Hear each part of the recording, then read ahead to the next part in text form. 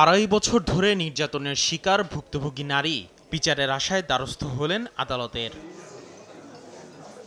মামলার বিবরণীতে বলা হয়, রাজধানীর মিরপুরে স্বামী স্ত্রী পরিচয়ে চুয়াডাঙ্গার সহকারী জেলা জজ দোলন হোসেন ও ভুক্তভোগী নারী বাসা ভাড়া নেন। সেখানে জোরপূর্বক নিয়মিত নির্যাতন চালাতেন দোলন।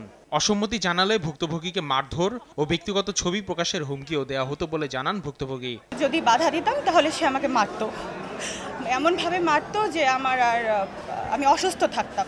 রক্তাক্ত করে দিত আমাকে, যেভাবে সে আমাকে ক্ষতবিক্ষত করে দিত। সে ইভেন হাত বেঁধে সে ধর্ষণ করত।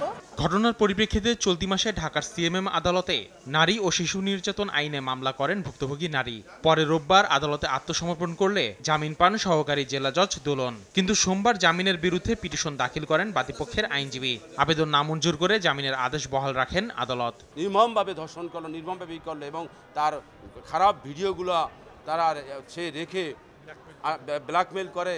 অভিযোগকারী নারীর সঙ্গে সম্পর্ক সহ মামলায় উল্লেখিত সব অভিযোগ মিথ্যা দাবি করেন আসামিপক্ষের আইনজীবী। বলেন, মামলা তদন্তের মাধ্যমে সব সত্য বেরিয়ে আসবে।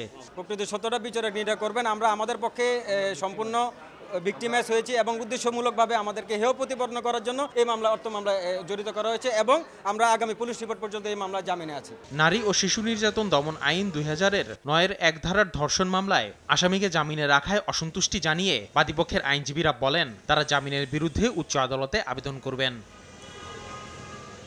আসিফ মোহাম্মদ সিয়াম, সময় সংবাদ, ঢাকা।